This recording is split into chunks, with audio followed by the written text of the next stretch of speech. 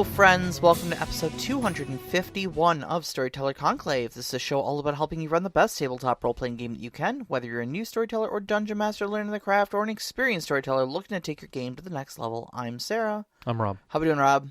I'm okay. Yeah? Yeah. It's been a long week. It has been. But not necessarily bad. Lots going on. So I'm only half exhausted, honestly. Hmm. And the weather today, I know we talk about the weather being crazy here in Detroit, but my goodness, it was 73 degrees. Like, it was a early summer day on February 28th yesterday. February 27th yesterday. Yes. And then there was a massive thunderstorm, the kind like we see in hail. late August. Yes. Yeah. And then today it's 25 degrees. Below freezing. We are getting flurries. Yeah. Yeah. Some of the states saw snow. So I want to apologize for my throat and my voice. I know it's maybe a little scratchy today, just because a 50-degree shift in the weather in 24 hours will do that to me. No, it's a good thing the show is going to be real short. Not much to discuss. Not much to discuss. Not at all. Not at all. This so tonight's show is we're talking about how BDSM and tabletop role-playing games are more similar than you probably think. Yeah. This is a discussion you and I have been having behind the scenes for years. Yeah. With a lot of our shows, it comes up on the regular. And we've been joking a lot about how, oh yeah, we should do this show someday, ha ha ha. But we were, obviously afraid that it was a bit of a risque topic. We didn't want to alienate any of our listeners. But since we have kind of decided to sunset the show in a handful of months, we're not really worried about listener retention at this point. So, or not so much listener retention. We also don't want to be blocked from services because of there's that too. Their prescribed pieces. But to frame things properly, this is not going to be a show discussing sexual acts. Correct. Yeah. We are not getting into that, nor are we going to try and talk about the variances of D&D and other role-playing games that included supplements for sexual and erotic acts. Oh, yeah, the book of erotic fantasy or something like that. Yeah, none of that will be discussed. Yeah, in fact, I dare say the majority of my own experience with the topic has been, no sex was ever involved with it. So it's worth noting that those two topics are actually divorced from one another. One is not necessary for the other. And that kind of leads into the second part of this, which is actually, both of us have some first-hand experience with the topic. Won't be getting into particulars, obviously, and no, for those of you wondering, it was not with one another. No, actually, we didn't. I dare say we were not friends until kind of after we both had been in our experiences, and then we didn't discuss it as a topic as friends for nearly a decade later. No, all of my experience was after I met you. Long after I met you. Oh, truly. It was all post-transition for me. Oh. I more or less got into it because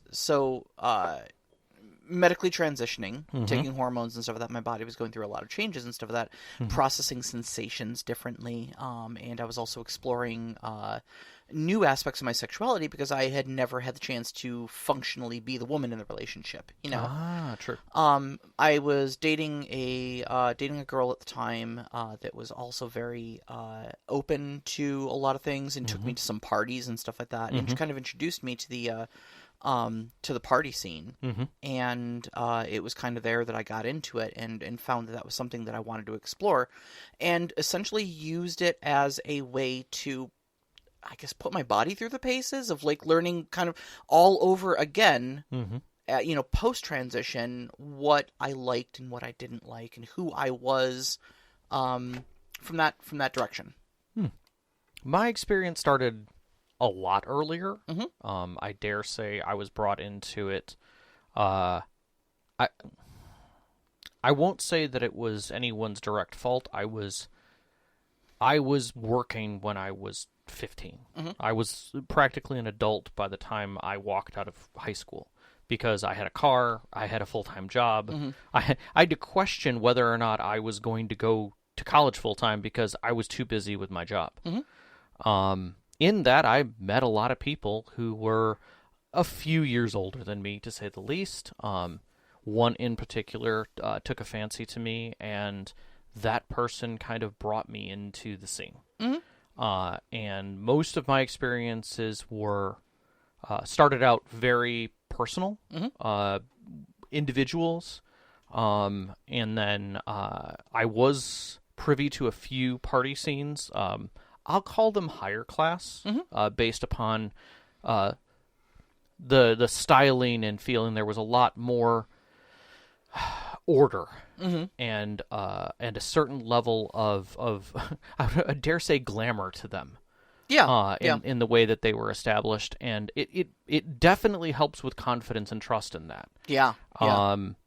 I kind of departed from the scene when I departed ways with those people, not on negative terms by any means. Sure, but sometimes you just go one direction, somebody else goes another direction, and you just... and I don't have any ill will toward it in any way. In fact, I value those experiences because it taught me quite a number of things that I would never have learned in any other way. Yeah, same. I value my own experiences. I haven't had those experiences in a while, mostly because I don't need them anymore. I figured my shit out, Yeah.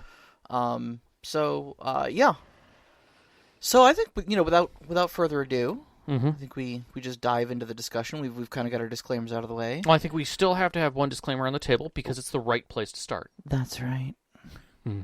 My little playthings, your safe word for the night is X card. Especially if you're in chat. If something is making you uncomfortable, please let us know. Alrighty. What is BDSM? Well, because we throw this word around a lot, and it's got a reputation that kind of precedes itself. It kind of does, and in fact, even culturally within the society, it is represented less as an acronym and more as a term, to kind of encapsulate a lot more than what it is. Yep. The BDSM, as most people recognize the acronym, is bondage, discipline, sadism, and masochism. In that, some people actually see it more to bondage, discipline, dominance, and submission. Because the sadism masochism was really an entry point by Marquis de Sade, which I guess you could say flourished and brought to the light what was already going on. Right. And under that BDSM term, things have kind of evolved into this much larger scene that involves all kinds of acts and movement beyond bondage and discipline, but still holds that original tone of dominance and submission. Yeah. And acceptance. Funny enough, in that sense that there's that standard power exchange, the handing off of the reins. Right. The core essence of that dominance and submission, correct. The dom-sub relationship, is the exchange of power from sub to dom. Correct. But that right there, that concept has have some terms attached to it for understanding, and that is the idea of safe, sane, consensual, and informed. Right. Now, those four I picked because there are some who started with just SSC, which was safe, sane, and consensual, but that really didn't encompass everything that was necessary. RAC then came out of that, which is risk-aware consensual kink, which kind of funnily really does fit into our topics, which is the risks because you consider yourself informed, therefore that makes it consensual of what is about to occur. And there was a lot of people who weren't comfortable with that idea. Yeah. Now, that is still an understanding for a portion of the culture, that by knowing what you are getting into, you are accepting what you are getting into. Sound familiar to some gaming It does areas? A little bit, yeah. It's you should have known better than to play Morkborg or something like that, right? Yeah, exactly. This is what it is. But again, I'm not going to disparage the people who use RAC or who consider that SSC is enough, but personally, I think as a whole, we can, as a group, the idea of safe, sane, consensual, and informed covers all of those bases in a comfortable way. Right. So safe, you're making sure that nobody is harmed. Correct. And especially not killed. Right. Sane, and no, harmed is different than experiencing pain. Correct. Okay, because some people want that out of their experience. Correct. But you do that in a way that does not cause lasting, actual, honest-to-goodness damage. Correct. Sane, you want to make sure that all people involved are within their right minds to do this. That means keeping drugs and alcohol out of the situation, and making sure that you are emotionally sound to experience the scene. Consensual, obviously, everybody has buy-in and is enthusiastic about participating in the scene, and informed, meaning you know what is going on. Correct. And you know what the possible outcomes of that thing are. Exactly. So, exactly. But that whole concept is sometimes hard to chew, and in fact, societally, it's exceptionally hard to chew. We have a lot of bad perceptions, so we're going to wash the palate easily here. Yep. Sarah, have you ever done a trust fall? I have done a trust fall. Tell me about it. I was in the Boy Scouts, way back in the day, past life. But also like church youth groups. Sure. I grew up Catholic, so I think I've done them there. I've also heard of them being in like office team meetings and team building exercises and stuff like that. Yep. For those not aware what a trust fall is, you have one person stand on an elevated surface. Doesn't have to be too high. Usually just like 3 feet or so is good. Yep. A box or a table or something like that. And what they're going to do is they're going to fall backwards. The other people in the group are going to hold their arms out. And that person is going to fall backwards into their team member's arms, and they are going to catch them and stop them from falling. It's called a trust fall because you're trusting your team members with your safety and security when you take this risk of falling. Anybody who has done that, congratulations, you've done light BDSM. Correct. You've put your faith and trust into a group around you to accept a challenge that would harm you. And that it's is something being outside of your uncomfortable. comfort zone. Yeah. Yeah. And that simple design literally encompasses everything. And it's not what most people perceive BDSM as. Yeah, I think, BDSM has a bit of a perception problem in the public eye, mostly because of movies and such like that kind of sensationalize it in a lot of ways. And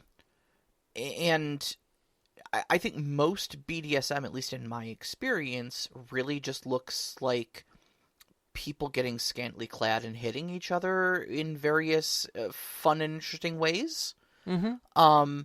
I mean, obviously, there's a lot of other, there's rope play and stuff like that. And Shibari. Shibari. There's fire play has been very interesting. Wax is often used. Yeah, exactly. But mostly what it is just a bunch of sensation junkies, honestly. Well, I mean, and we can say that as you expand this and people are like, yeah, I've seen that or I've heard about that.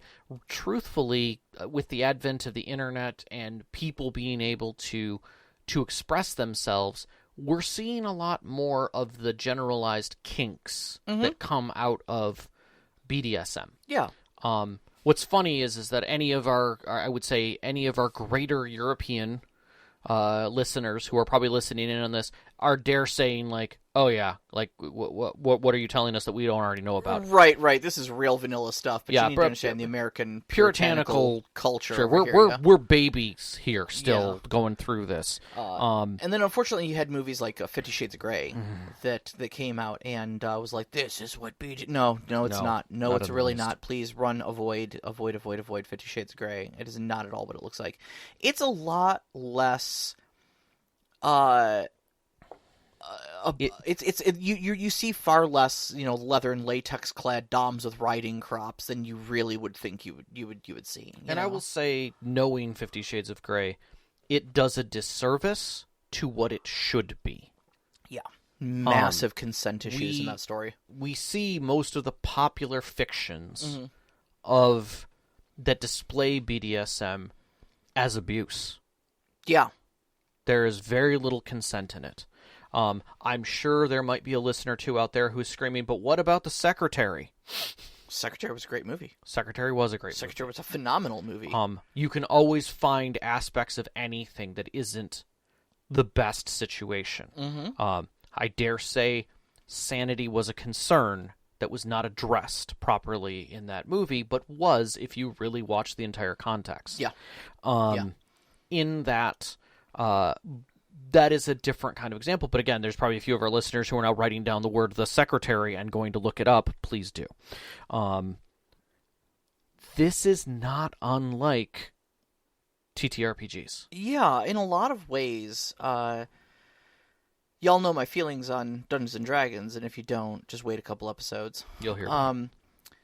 But you've got a major game that's out there that kind of dominates the landscape, and people's a lot of first and only experience with role playing is Dungeons and Dragons.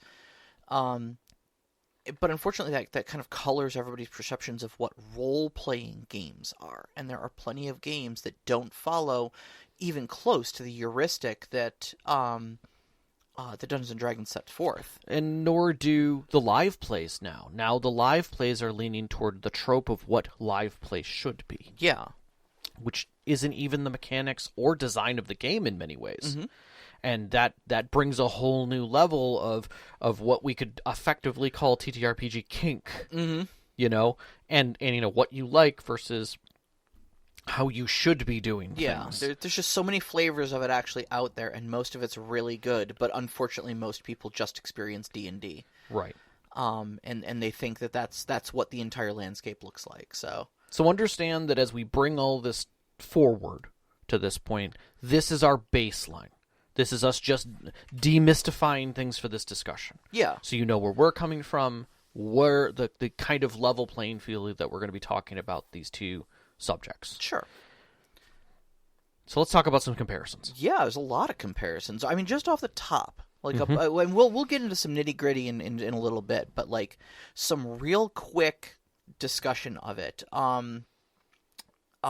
There's was she a researcher?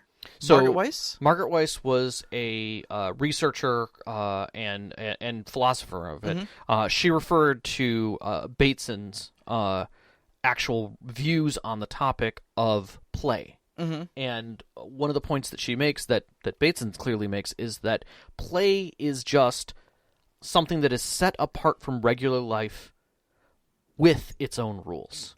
Well, that sounds like the definition of a tabletop RPG. Well, it puts the word play, more importantly, why it's in there. Why it's role play.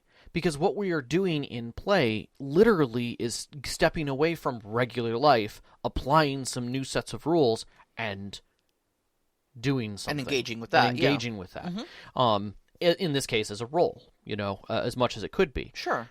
That applies 100% to our scenarios of and scenes of BDSM. Absolutely.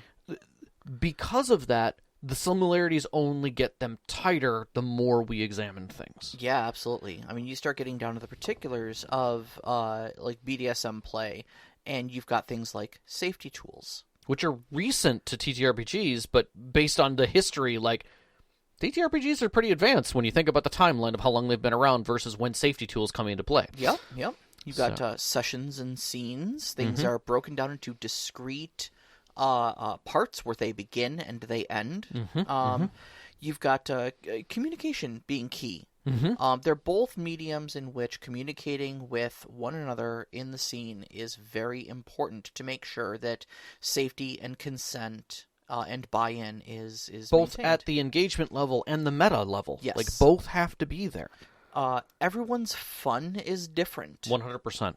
You will never find in a BDSM situation where both the Dom and the sub have the same mind frame. If they didn't, they wouldn't be in that power dynamic. Yeah, exactly. Legitimately. And honestly, that sounds boring, because then you wouldn't have any room to explore. Correct. You know? Correct. At that point, it's just a Going through the relationship of motions. ideas. Yeah, exactly. Right. You're almost faking it. And because of that, there is a power dynamic. Mm-hmm.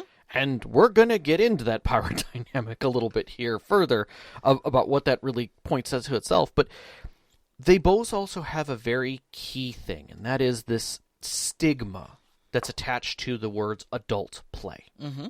You know, even if we distance ourselves against the terminology that we discussed from Bateson, we're talking about how the mainstream and socially acceptable people consider what acceptable play is. Right. I mean, you're talking, on the BDSM side of things, there is, vanilla sex is basically seen as the acceptable way to engage with a partner, whereas BDSM is the quote-unquote freaky stuff. Mm-hmm.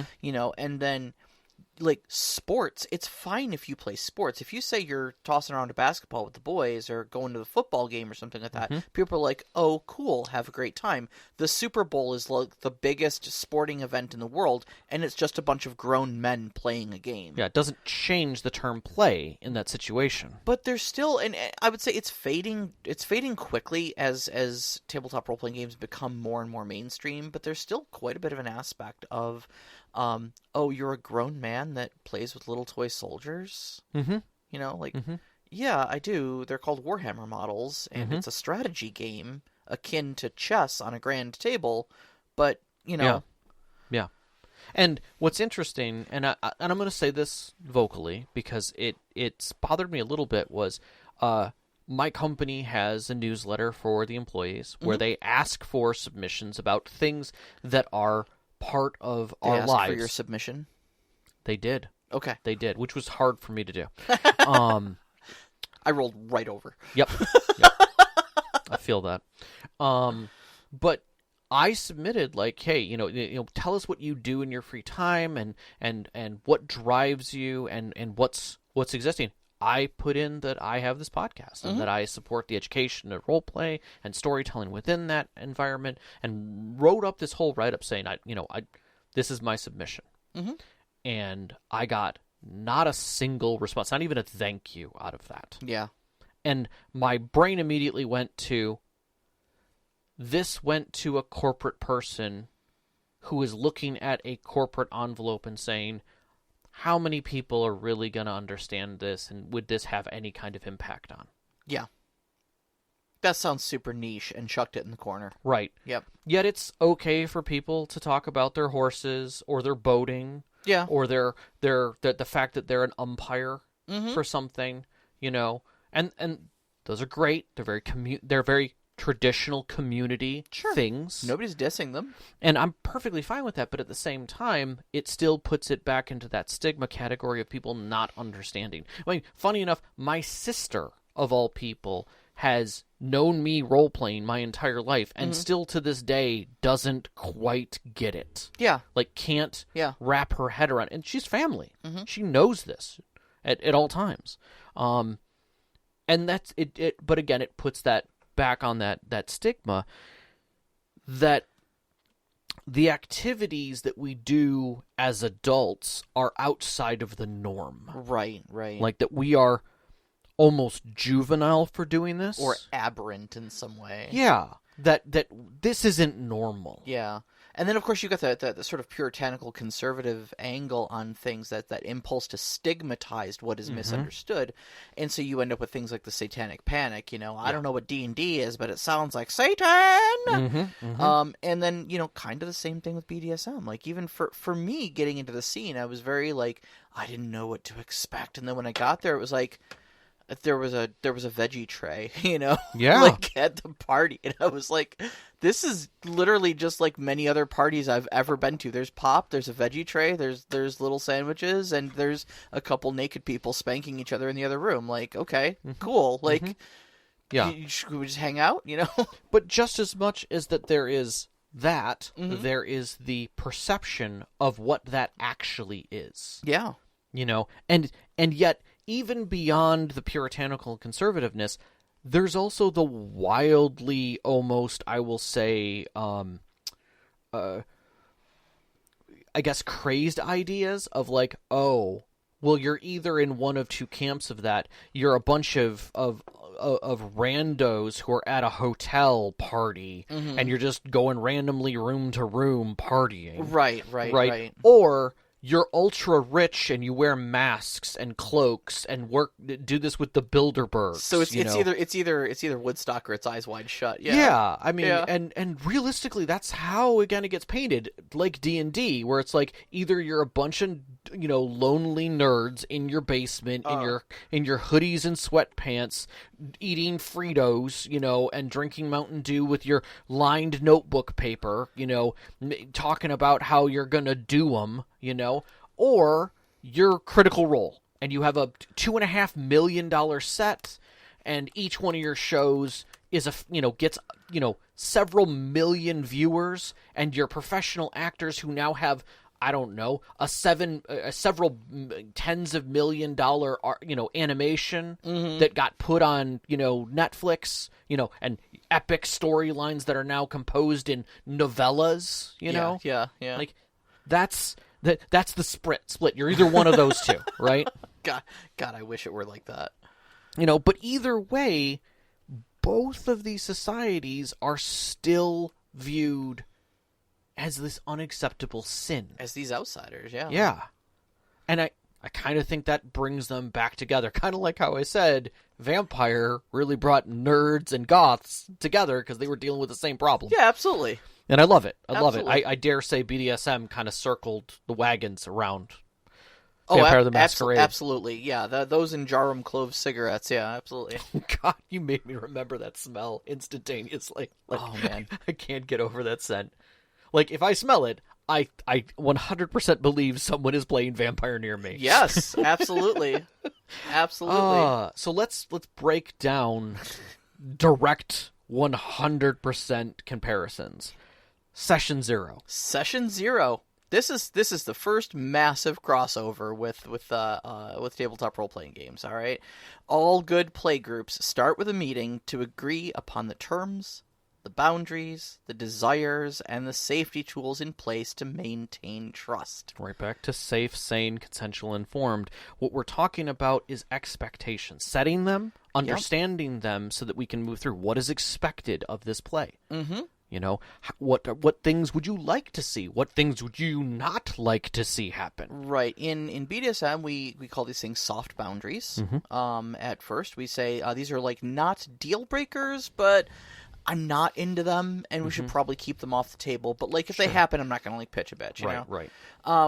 Hard boundaries are the ones where you're like, absolutely not. I will stop the session if this happens. Correct. Okay. These are the lines and veils that we've talked about in roleplay. Exactly. Lines are something that can come up later because you don't even know they're there, or in some cases, but they're still a hard line, like as it presents itself.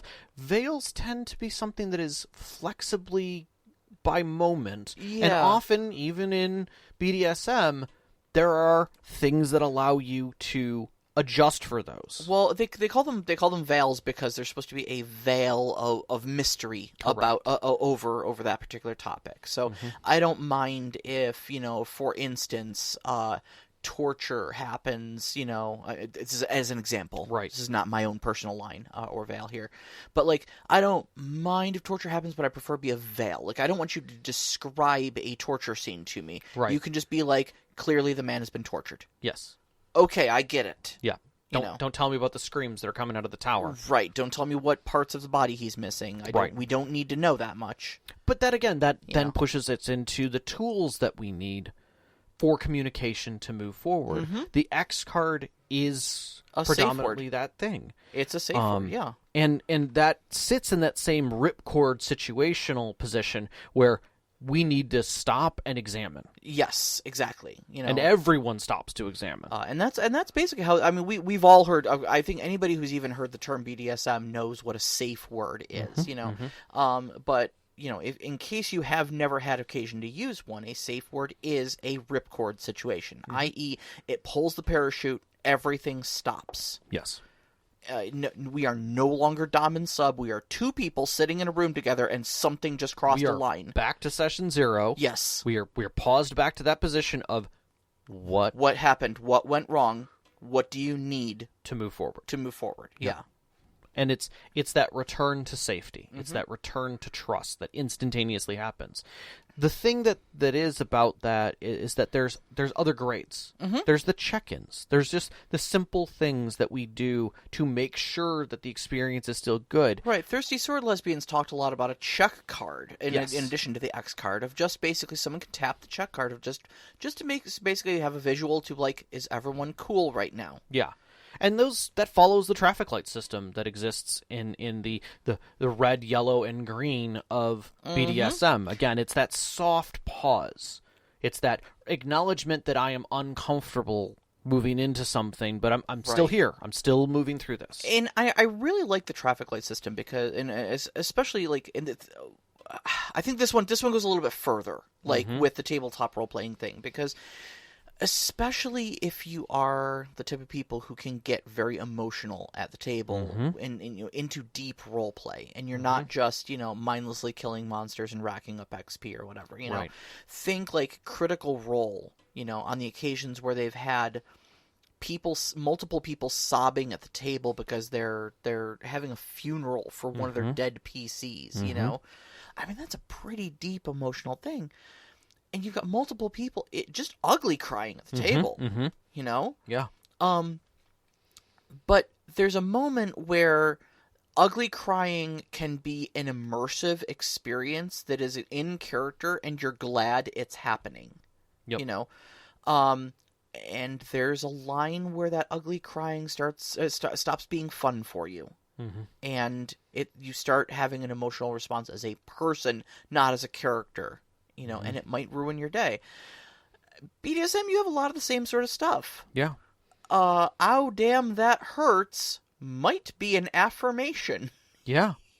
Depending on what's going on and who's saying it.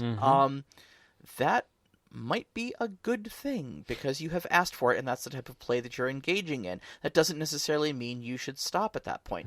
But it might warrant a check-in if it's something out of the ordinary. Yeah, I mean, even the meta term of green, yellow, and red can be interspersed within the conversation and play so that everything's okay. I mean, I come back to a massage therapist angle of like, was that sound good or bad that just came out of you? Yeah, exactly. That's what that color coding is. That's, all you then would need the person to do is be like, green, green, green. Okay, Yep. that was a good sound. Got it. All right. And that's legitimate. That's understanding. Again, that's taking that very brief pause to move forward. Yeah. Like everybody green, super green. Let's keep going.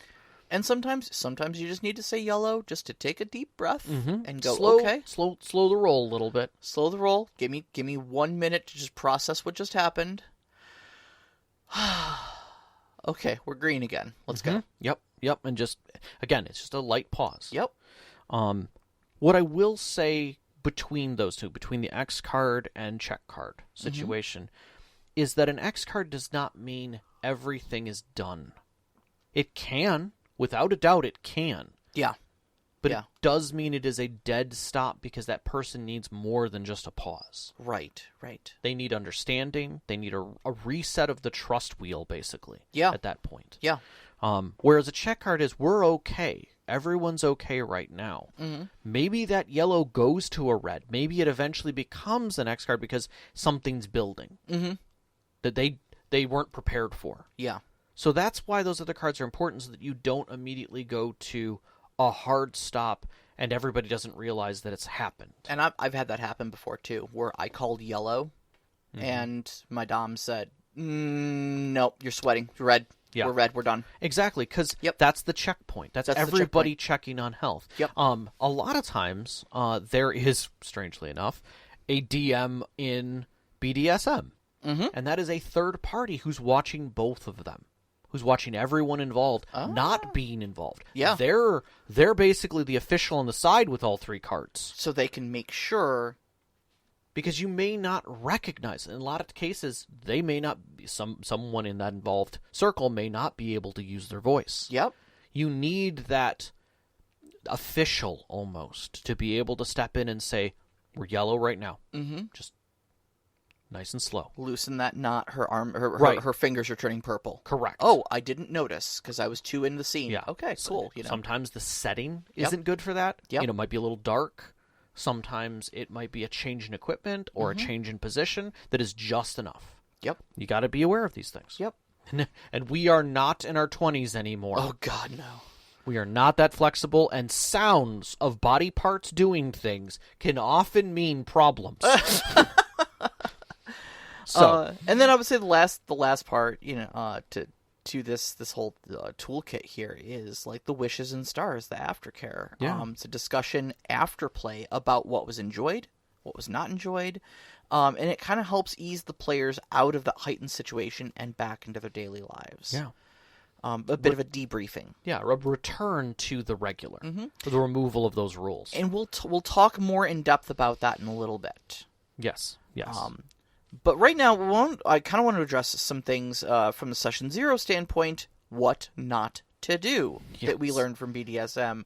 First off, binding contracts. Don't do them. For the love of God, this is not a thing, okay? Continuous communication. Continuation is a continuous journey, not a one and done, okay? Correct. I have seen this on Reddit in like r/RPG so many times where like a line gets crossed in a group and somebody goes on Reddit and says, what should I do about this? And so many people jump in and go, well, they agreed to it during Session 0. They should just suck it up.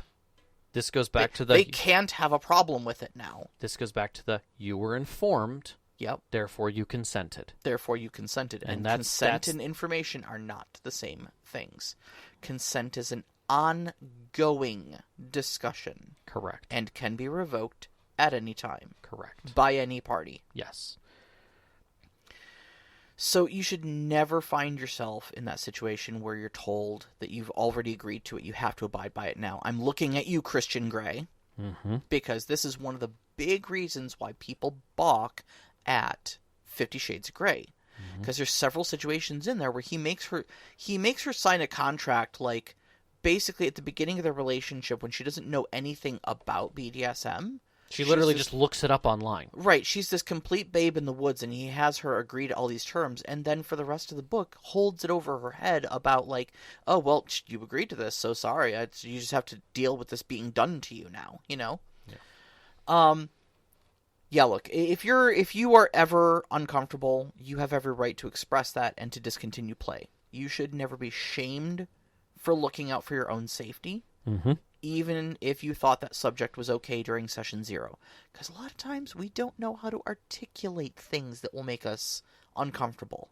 And to a positive note on that, people change, situation change, lives change, years passed. There's nothing to say that you won't want something different within that situation, that you won't be like, okay, I think I do want that thing now that I understand how this is going. Maybe I do want to try a little more gritty gaming. Or vice versa. I thought this sounded good on the surface, but now that I'm experiencing it, I'm finding it really doesn't jive with me very well. Or right now, after, I don't know, a friend's passing, I'm not comfortable today with dealing with these scenes. Okay, so let's not. Yeah. Let's change this up for right now. Yep. So one of the other things, too, that is kind of a big Session 0 red flag, I suppose, is joining an existing group without managing those expectations. You hear about people jumping into these campaigns that are already existing and having a terrible time because there's expectations that are established. There's these hidden social rules that they've had. Yeah, there's already an established group dynamic. You know, they already kind of know each other's boundaries. They know each other's wishes and stars and stuff like that. And so there's a vibe that you're kind of jumping into that you don't get to bring anything to. Or you bring something that they weren't prepared for. Because you thought that's the norm. Yeah. Yeah. That's just how it is. Like, I've always done it this way. Why are you guys weirded out by this? Right? And the big thing about this is that your expectations may differ. And often do. And often do. So the big thing you need to take away from this is do not blindly agree to the boundaries and rules set and agreed to by other people. Yeah. Okay? It's scary because you don't have a voice in the situation. If something bad happens, your experience may not be respected. Yeah. Like you said, this is just how we do it here. Suck it up, cupcake. Yeah, which is the worst. Mm-hmm. And that right there, even if it's not horrible, but it can be bad enough to set your expectation that this might be how it's always. Like this is how, like, I can tell you a number of people who were brought into the BDSM scene and had a horrific experience, not necessarily painful, not necessarily scarring or anything like that, but just a horrifically distasteful experience that they were like, well, if this is what it's like, I want nothing to do with this. Yeah, exactly. And I could say the exact same thing for role-playing. Yeah. We both know people who stepped into LARPs and hated it because of how they entered it. Yeah. Yeah. And it ruined their role-playing experience. We've got one player in our group, in our Mouse Guard group actually, who we had as a spectator for the longest time, who finally joined us because she had such a bad experience years ago with role-playing, and only just now has dipped her toes into it after watching us repeatedly. Yeah. And is, I would say, relatively thriving in it. And even the best people who are in it can make mistakes bringing someone in. Yeah, absolutely. Because, and it's the truth, is that role-playing is still trying to learn, and that is why I feel that this discussion is necessary. Power dynamics. This is arguably the core of the discussion right here. I would say so. Okay. Arguably the core of most BDSM play.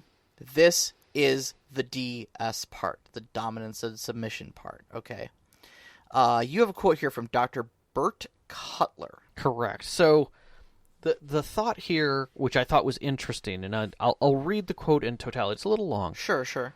But that tops, and the conversation of this the point is tops and bottoms, doms and subs. Tops being doms. That subs often want to constantly be in a submissive state. It's something that they feed on.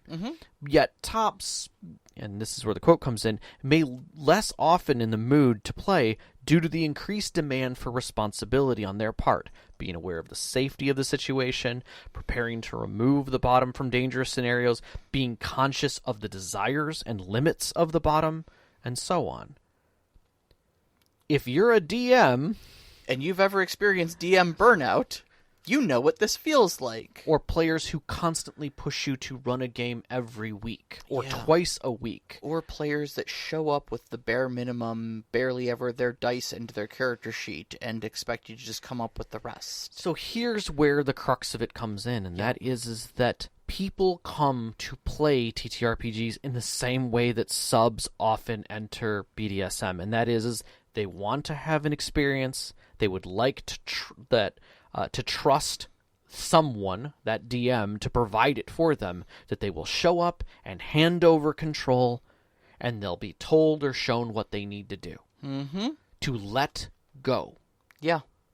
That's what their expectations is. Yeah. And I have seen it table after table. Yep. Without a doubt. They want an experience presented. I mean, I'll be honest with you. Like, first off, I'm in case it hasn't been abundantly clear from things I've said, I am a sub, and like that is, yes, that's accurate. Okay, but second off, though, as someone who runs a game and plays in a game, I play in Sean's game. Man, is it nice to just show up with my laptop and not have to worry about literally anything else other than just being at the table. Yeah, you know, and honestly, I submit that is the exchange of power. That is that power exchange that is necessary. That's placing the power and control of the situation into another's hands. Yeah, absolutely. And trusting that person will provide the experience that you asked for and set expectations on. Yep. It is the trust fall experience. Yeah, I want to experience the danger of falling. I don't want to experience the impact at the end. So therefore, I trust you to catch me. and I'm placing the power and control of that situation in your hands. Yeah, it's a lot to accept. Yeah, it is. So I'm just going to say this to our listeners who I know are in the Discord who have said they've had a hard time stepping into being a DM. It is a challenging job, not just from the preparation state. Yeah. There's a lot of demands to think about. Mm-hmm. And by doing so, I respect your stress. Sarah and I both respect that. We understand it. Absolutely. Now that we've had this open discussion, we can explain why. We really, truly understand it. Because, again, throughout the history of this show, this has come up multiple times. And that is that the truth of the matter is both the sub and the dom, Players and the GM. player and the GM, share responsibility. That is not a one-way street. It is not you throwing away your responsibility when you walk in the door and expecting someone to just take the reins from you. Yeah, exactly. So that you can do that. That works exceptionally well in a one-on-one, a dom-sub relationship. Mm-hmm. Okay? Within all of the other framework of the scenes, the acts, keeping it simple, defining your zones, you can do that. It is still a lot of energy. Yeah. But when you bring 5 other people in, or, I don't know, sometimes 6 because your girlfriend wants to game too, now it is a group. Now everyone has to be on that. And so the control, although it situationally is handed superficially to the Dom, the GM. Yeah. In truth, the players still have control. Those subs are the ones truly in control of the safety tools, the safe words, being able to redline parts of the experience. Honestly, and the control of the flow of the story, too. 100%. You know? I mean, us as storytellers talk a lot about how, no plot survives contact with the table. Mm-hmm. You know, sure, I'm glad you made elaborate notes, you fool, you rube, you absolute imbecile. Yeah. But the moment those players are going to go completely left field on you, and you're just powerless but to chase them. Yeah. And provide story for whatever it is they choose to do. You seem like you're in control, but you're really not. No. They are telling you what the story is. Right. You're providing the experience for which it can occur. Mm-hmm. And making sure that experience is safe and consensual through the whole thing. And in that, it isn't truly lost upon the players that their rights for safety and happiness just get handed off. It is still within their grasp. Nor, and this is the key here, does it give the Dom veto powers over that. Right. In any way. Right. They can't just say, you accepted this is my game. Mm-hmm. Okay, that's not going to fly. Aspects of it, 100%. And this is where I think that I want people to understand that the veto power that we're talking about here is the understanding that when a Dom sets a situation in motion, that they are setting their limits of expectation. And when a sub then pushes those limits, they do have the ability to say no. Mm-hmm. That is beyond what I have established. Yeah. And that is often lost in the fictions that is presented. Mm-hmm. And that's sad, in my opinion. Both the players and the GM will share power to change the scene for safety and comfort. Yeah. Because you have more than 2 people in that space. Mm-hmm. So, one of the other, we're going to talk about some kind of no-nos, kind of like we did with the session 0 part of this. So from the power exchange standpoint, consensual play does not exist in a binary state of either this happens or never again. Correct. Okay? Things are not either allowed or disallowed as a constant. It is a shade within there. Consent is an ongoing discussion. Mm-hmm. And a person may not be okay with events playing out for a number of reasons. They may not be okay with what is happening now or how it's happening. Like, I'm okay with the trust fall, just don't shove me off of the table. Right. Let me fall on my own and we'll be perfectly fine, but if you shove me, that's a no-no. You know? They might not be in the right headspace to accept what's happening in the moment. I.e., I've had a stressful day at work. I cannot withstand this event right now, but I might be okay with it next session. Yeah.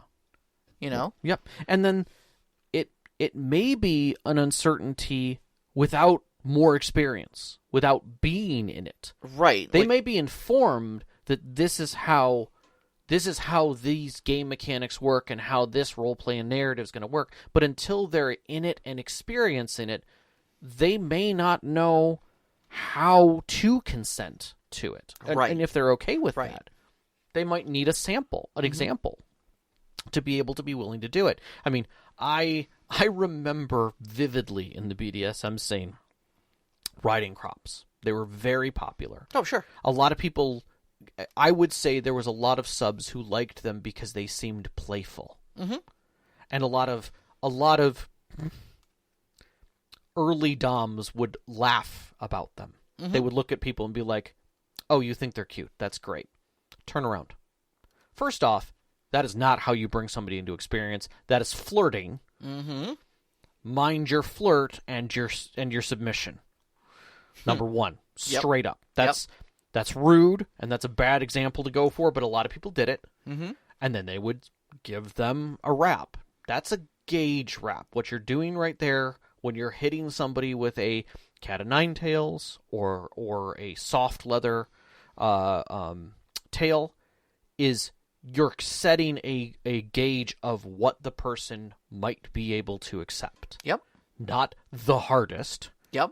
And when that person says, "Oh, you can go harder than that," that should end the conversation. That should be like, "Okay, you know what you're getting into."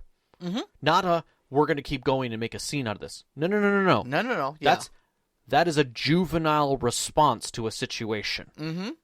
Okay? That's be careful there. That's also called topping from the bottom. Correct.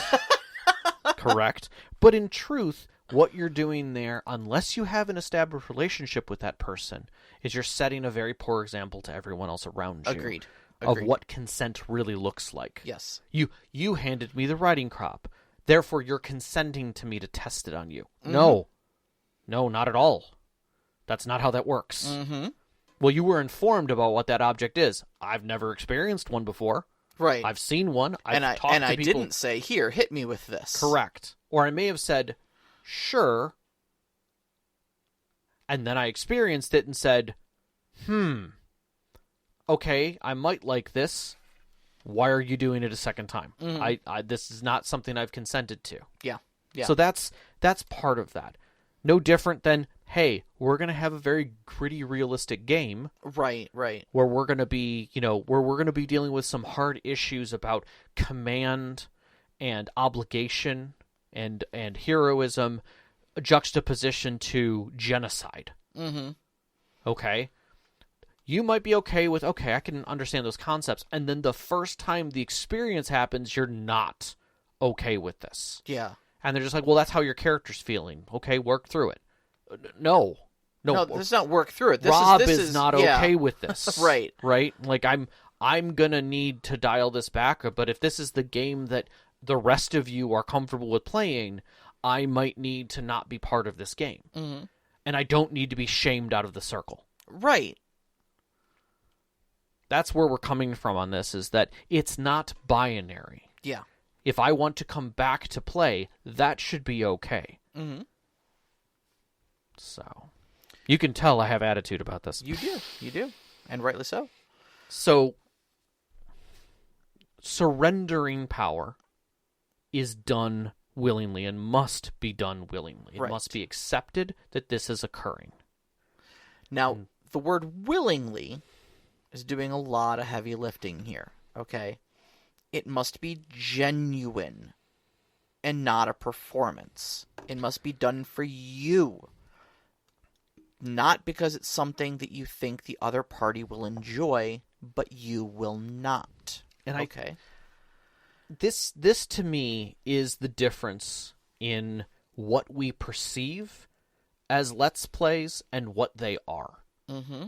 A lot of people have mixed feelings about certain Let's Plays that we see, everything from Critical Role to some of the stuff that Brennan's on, where it can get to satirical and or seem that these people are being very acting, right? Mm-hmm. Whereas you might watch some episodes of Critical Role and you kind of blur the line between, are they method acting through this? Are they, because they're crying. They're deeply involved in their characters. Yeah, absolutely. And part of that is that they have trusted the people at the table with allowing them to experience their character, experience those moments, be attached to them, and be willing to accept and move through them together. Because they know they're in a safe space, Mm-hmm. that if something is uncomfortable, that it will be addressed.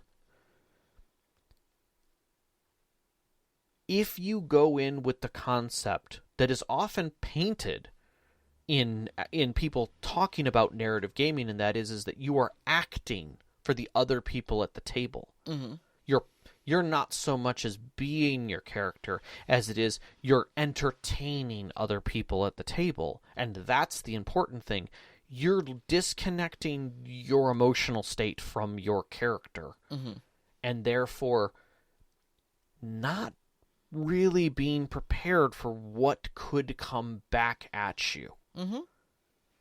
And that right there can really cause a lot of conflict when people look at you effectively enduring things with a smile because your character is acting through it. Right. And then later freaking out.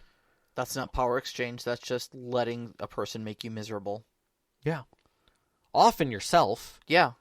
Because you're not you're not being honest in your communication. You're not being open Mm-hmm. with these people.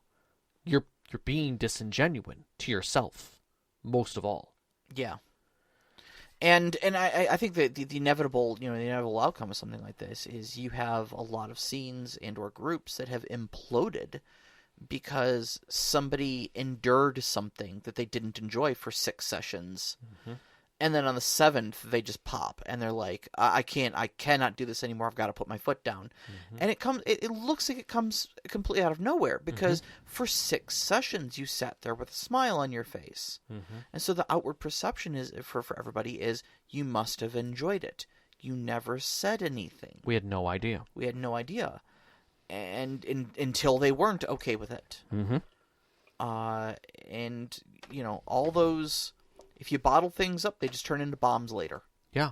The quicker you can break the meta, the more you can use your tools to discuss your concerns so that you can be comfortable with it, the more everyone else will be trusting of you. Exactly. I applauded you when we even just talking about this discussion about how you brought torture and excessive degrees of murder hoboing as a problem. Yeah. And you've talked about it in 2 different games with me that I've been involved with you in. Mm-hmm.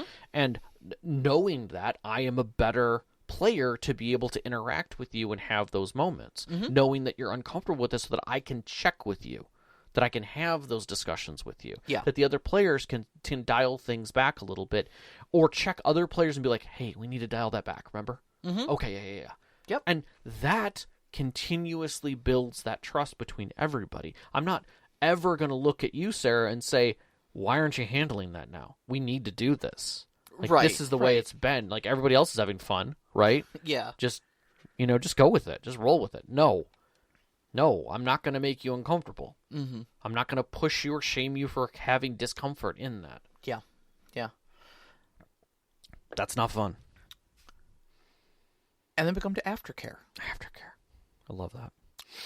Aftercare is a very, very, very important part about any dom sub scene. Mm-hmm. Okay, it is a soft ending to the scene that allows the dom and the sub to both kind of re-ground themselves after the intensity of the scene. Mm-hmm. Okay, there's going to be adrenaline, there's going to be emotions, and a lot of things that may have pushed buttons or boundaries that may have just occurred. Mm-hmm.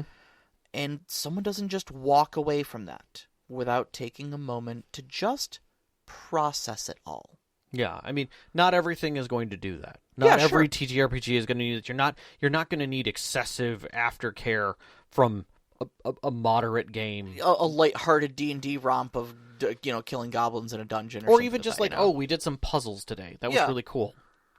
May not have any direct kind of thing. But like if you're doing the critical role, like a PC died and 3 of your characters are ugly crying at the table, maybe you're going to need to take a moment to kind of process those emotions afterwards. Well, not even that so much as, or yes, that I apologize. But also just the fact that the baggage that we bring to the table does not disappear the moment we step into character. Yeah. Even if we're okay with playing the game, what you carry into the game stacks with everything else that's going on in it. Mm-hmm. So, though it might be lighthearted, there is nothing to say that by the end, you aren't now managing more. Yeah, exactly. Because things unpacked while you were in game. Mm-hmm. Likewise, and I dare say that this has happened more times than I've seen, is people between games figure things out and how well they attach in other directions. I've had those moments of realization where then I come back to the next game and I am in a very different psychological state from my character than I left.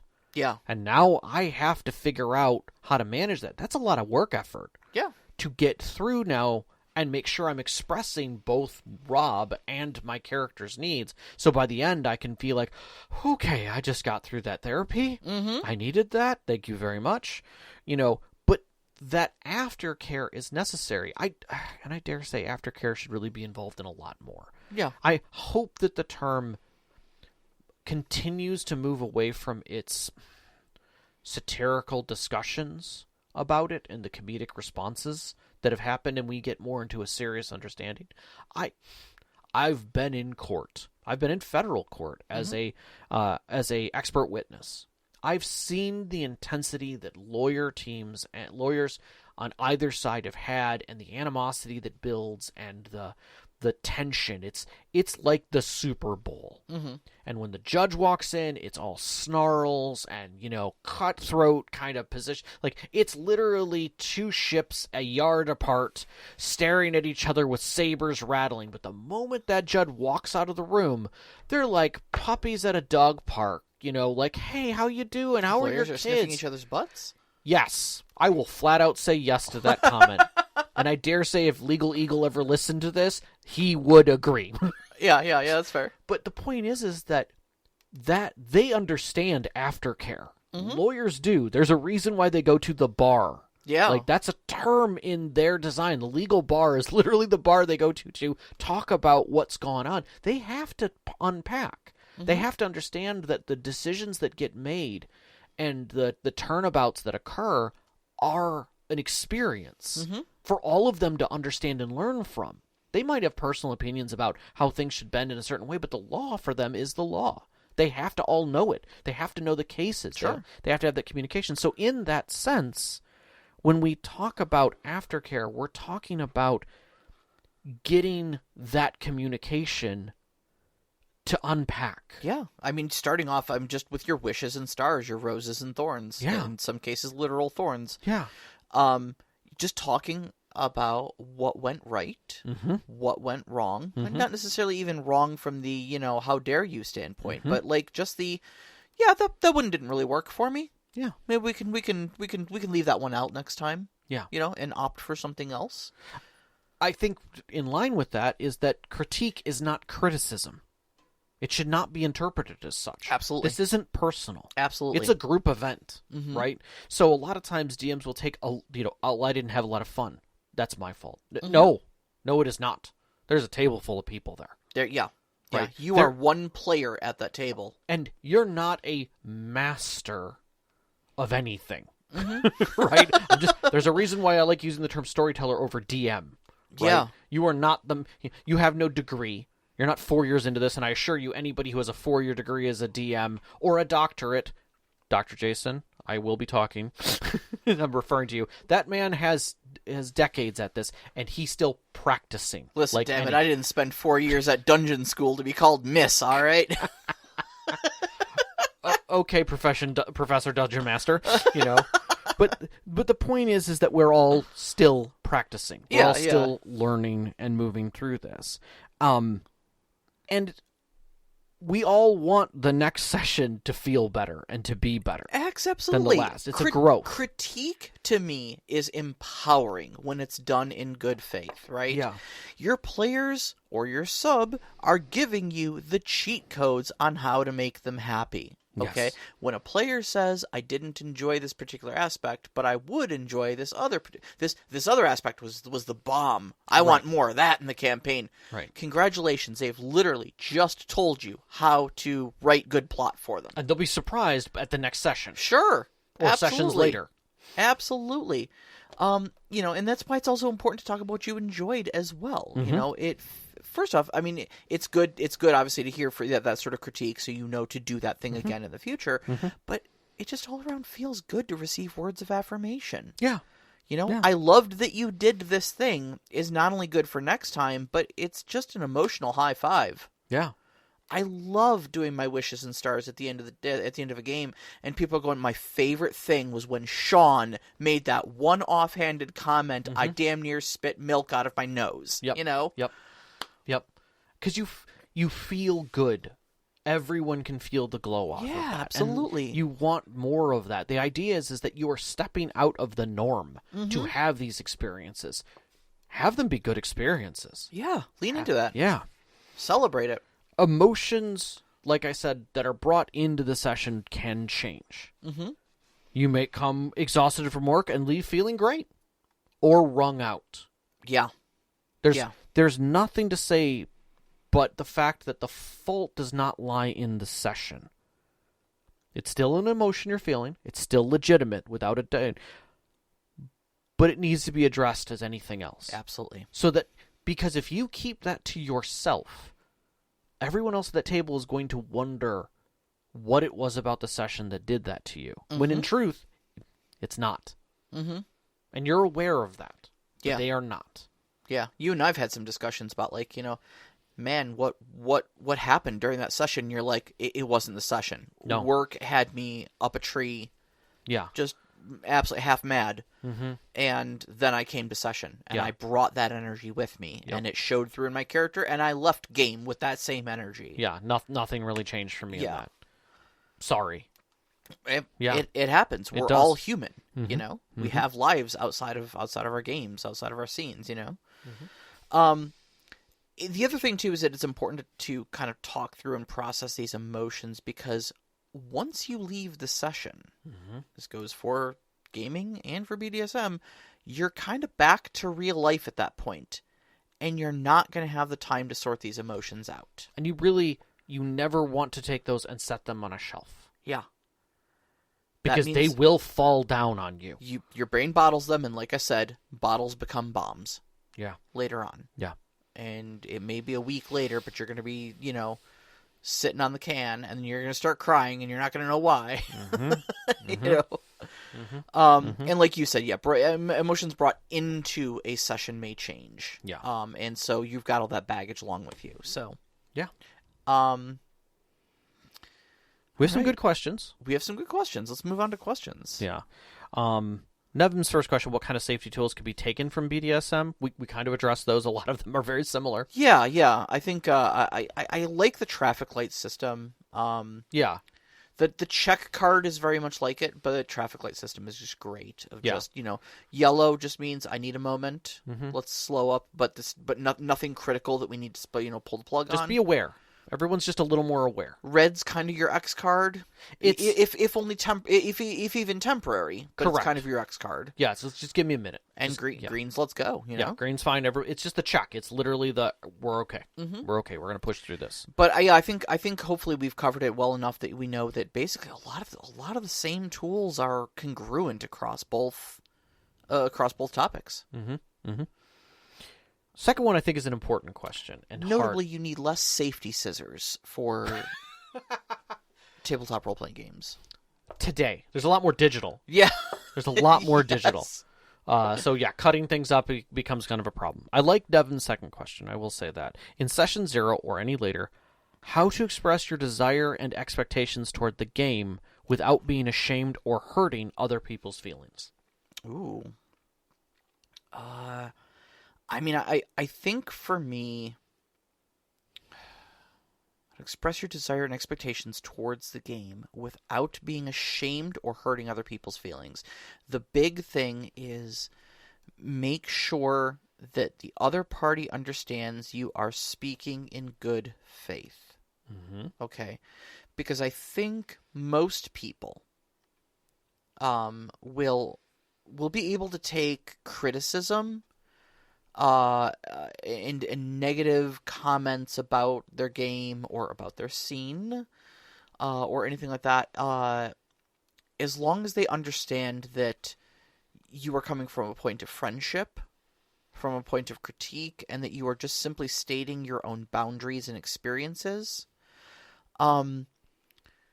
One of the big things that they teach you, like in therapy, is to make I statements. I was literally just going to lead into that. And that is to talk about what I have experienced. Okay, I felt this way. Because that's the thing that I can control. Mm-hmm. And I'm not mind reading at any point. Okay, I'm not saying to Rob, you made me feel like this. Mm-hmm. Because Rob didn't do anything. He just ran the damn game. Mm-hmm. Okay, I reacted to what Rob put forth in the game in my own emotional way, okay? Mm-hmm. And I may have very good reasons for doing that. That's not to say that, there weren't catalysts for me becoming, that way. But speaking of your own experiences is the best thing you can possibly do to keep that centered on you without coming across as accusatory of the other person for causing the negative situation. Yeah. So a couple things about I'm gonna split these up a little bit about being ashamed or hurting other people's feelings. Sure. I'm gonna step into those. I think you did a great job on the other because I 100% agree with the I statements. I'll start to lead off from yours on hurting other people's feelings. One of the key things and most difficult parts about having honest conversations about expectations is not setting expectations of other people without their consent. Mm-hmm. We do this. Agreed. We do this all the time. If you think your GM is going to do something because you're expecting it and it has not been addressed directly, that is your expectation you set. Mm-hmm. They have nothing to do with that.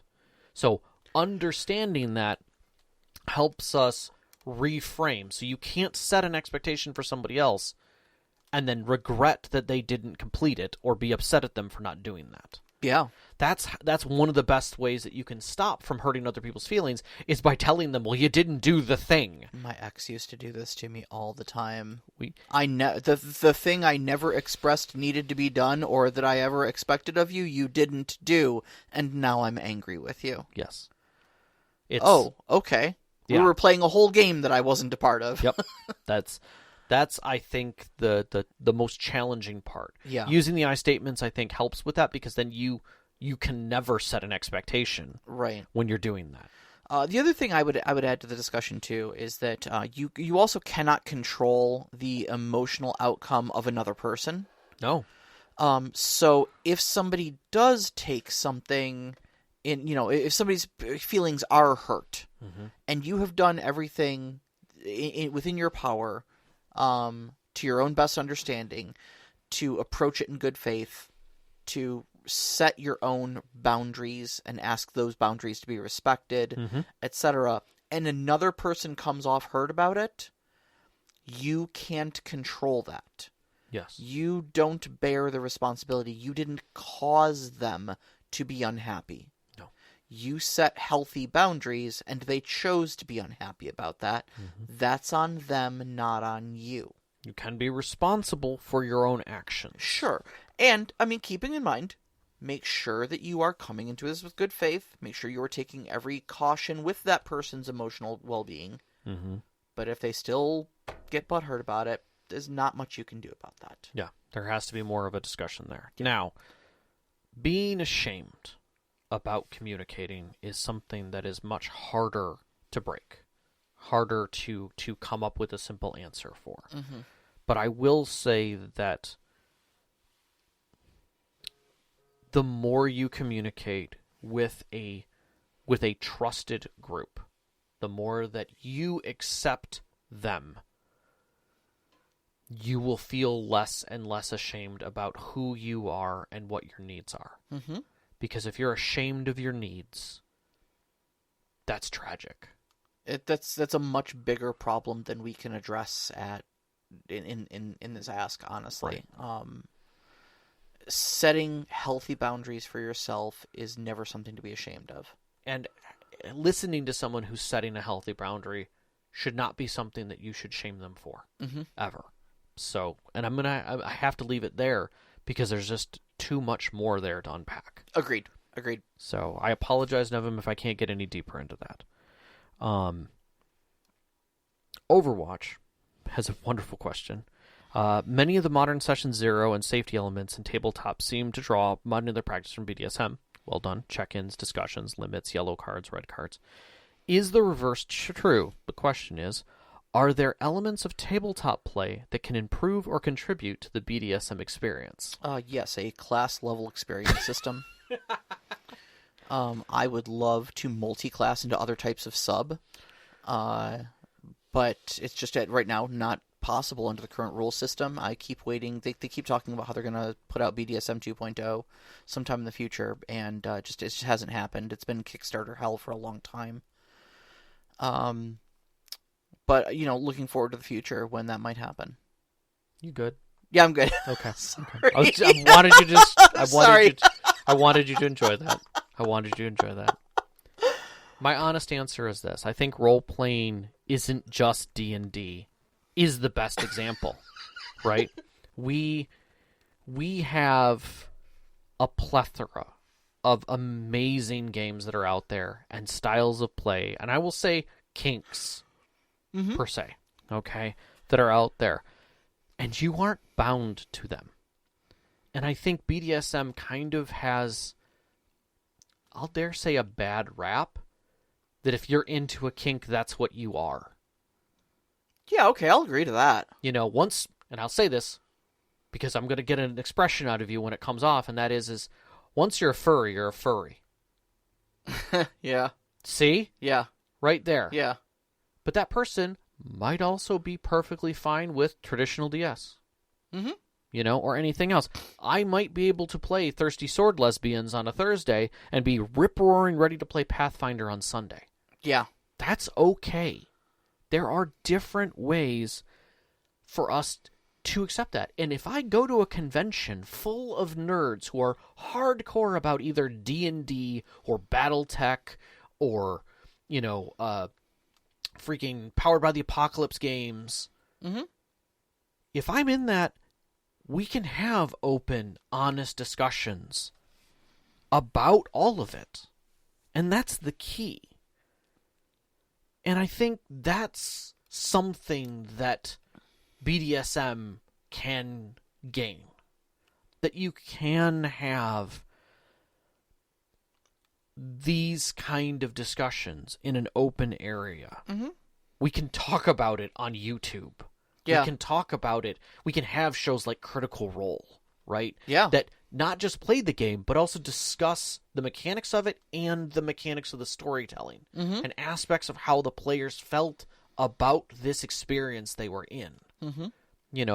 In a meaningful, respectful, honest way, so that we don't have this anger and fear of outsiders. It kind of amazes me when you look at the timeline of when Gary Gygax and his team brought to light role-playing in a tabletop form to where it is today. We have people today who literally are in every aspect of it not gamers. Not gamers, who kind of participate at D&D and aspects of it by dressing up as Karlach from Baldur's Gate, right? And being that character at conventions without knowing anything about D&D or the character really or anything else, but they're learning and they're open. Like, I dare say Ginny D is a great example of the curve. Going from I am just a patron of it to I'm running games now and this is challenging. but I respect it. Yeah. I can't wait till the day that Ginny D says, you know what? I've tried 3 other game systems beside D&D, and they are the bomb. Yeah. I really like this. Yeah. We've had that in such a short period of time in comparison to the grand length that BDSM has been in culture around the world. Mm-hmm. And they still are not at that conversational point. You can't comfortably find BDSM conversations. And I dare say, because I went looking for it, you will not find a single reliable article about the congruence of BDSM and TTRPGs like we've done tonight. Yeah. Because both are still, like we said, shameful mm-hmm. or sinning mm-hmm. in the eyes of a grand amount of people. It's juvenile, right? But that is changing. And I think the BDSM community could take a little bit of that energy and understanding and remove some of the elitism that was removed from D&D. Yeah. And from early tabletop role-playing. Like, the D20 craze helped reshape that. Sure, absolutely. Right? Powered by the apocalypse and the early 90s of wave of games that just shot out of everywhere. Mm-hmm. Like, you had new games screaming out of every orifice, pretty much. Yeah, sure. Of the TT community. That changed things. And we're kind of seeing that on the other side, but it's still done in a very elite way because it feels like it needs to be. Mm-hmm. Right? And there's some good reasons for that. Like, it is... There are aspects that are concerned with legalism mm-hmm. and legalese there. Definitely, without a question. Sure. You know, which I will dare say, tabletop role-playing does not have a problem with. You can go and run a game for you, your wife, your friend's wife, and your friend's friend who's single on a weekend, and there's nobody who's going to question that. Right. Try to do the same thing with BDSM, same guest list, and... Things get a little different. You can't really talk about it at the office. Yeah. No, you can't. Yeah. Because it's uncomfortable mm-hmm. for many reasons beyond just the simple legal aspects of trying to understand that. Mm-hmm. But it doesn't need to be, is what I'm saying. Mm-hmm. I think we can see a future there, and I sincerely hope that more people listen to this show and listen to the fact that there can be honest comparisons between the two, and see that there is a beautiful companionship. I'm not saying that you should start doing BDSM if you're very much interested in tabletop role-playing. Likewise, on the other side of the scale. They are still very different cultures. They still have very different needs. But there's a lot of guideposts the same. And to your massage therapists who are out there that I made the comparison that you're thrown in on this, tool sets are tool sets. Tool sets are tool sets. Okay? We're all caring about each other's care. Safety and comfort. Yep. Safety and comfort. Yep. That's the key. I think any situation where you have trust in a group mm-hmm. and communication is the key, whether it be firefighters or army. Communication is important. Having tools to know that everybody's going to be safe is important. And making sure it's all consensual in what you're doing. Mm-hmm. And just because you're informed does not mean you're consenting. Remember that. Yep. So when you bring that person to a game session that's been ongoing, be respectful of them. It's the best thing I can tell you. I got nothing to add. Thank you. I'll step down now. All right. Let's wrap this up here. Next week's topic. Hang on. What? How do you feel? How do I feel? Yeah, we need a little aftercare now. I feel good. Okay. I feel good. These are happy memories for me to recount. Oh, good. Okay. So it was kind of nice to dip back into this topic. I haven't engaged with the community in a long time, and good memories all around. So okay. Yeah, how about you? There was some tension and apprehension about where this was going to go and how I was going to present into it, and if I would get messages from people regarding it, because I don't ever know how that's going to turn out. Sure. I have a laundry list of people who still know me, and may have questions, and that's okay. I'm fine with that. Mm-hmm. I haven't addressed them in a long time, mm-hmm. but I would say I have no fear of that. Yeah, sure. So I think I still have a bit of tension about it. Okay. But I still think it was a good show, and I feel empowered by what we did. Yeah. And that makes me happy. Yeah. So yeah, same. In the end, I feel as a positive experience. Are you hydrated?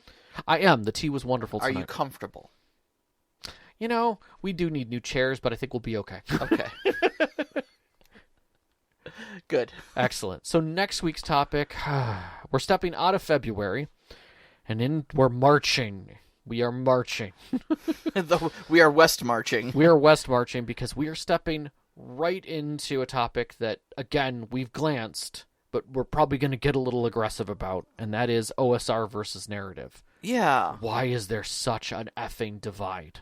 Right. OSR just feels like such a departure from narrative, and narrative feels like such a departure from OSR, and sometimes you if you're listening to somebody on YouTube explain how they feel about gaming and giving you ideas and pointers, you might suddenly get an attitude of like, where is this coming from? This person seems very angry, and then suddenly they're like, "Oh, storytelling is the worst thing ever," and you're like, "Whoa, yeah." Like, where is this coming from? I know who you're talking about. I know exactly what you're talking about. Like, it's a reality check for some people because, again, we don't wear branding says this is I'm OSR or I'm narrative. Right.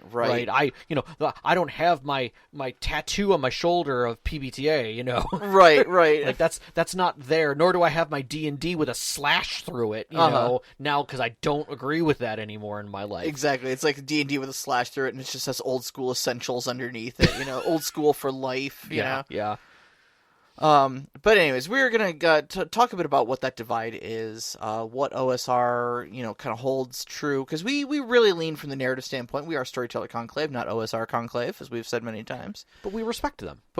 Sure. Their fun is also valid, although it is at times diametrically opposed to our own. Very much so, and we'll talk a bit about that, but also the kind of lines that cross both. Exactly. So, all right, you can find us on Twitter at @ST_Conclave, on Instagram at ST_Conclave. Listen to us live every Wednesday night at 7 p.m. Eastern Time on mixlr.com/storyteller-conclave. And join us on our Discord. It was a great discussion happened on there today. Some D&D storyteller friend of ours was asking for advice on magic items and such like that. Really good discussion. We put up the bat signal, and like 3 other people jumped in and were giving them great feedback. Not just people and their kids. People and their kids were giving them all great advice on how to kind of fine-tune those magic items. Yeah. It was really nice to see. Join us up on our on Discord. You can find that a link on our Twitter as well as our website, storytellerconclave.com. We'd like to thank our Patreon members who help support us every single month, especially our name members, Knox in the Box, Subjet, The Arcane Asylum, Veteran, Hulavush, Sam, Sean, and Sparkle Motion. We appreciate all your support. Our pre-show music is by Arcane Anthems. You can find them on Instagram, on Patreon, or on YouTube at Arcane Anthems. Our intro music is Beyond the Warriors by Geefrog. You can find them at geefrog.bandcamp.com or on YouTube Music. And our outro music, which you're hearing right now, is Only Our Footprints in the Sand by Midair Machine. You can find them at freemusicarchive.org. And a big shout out to our families, Vicky and Sean. Thank you so much for loving and supporting us.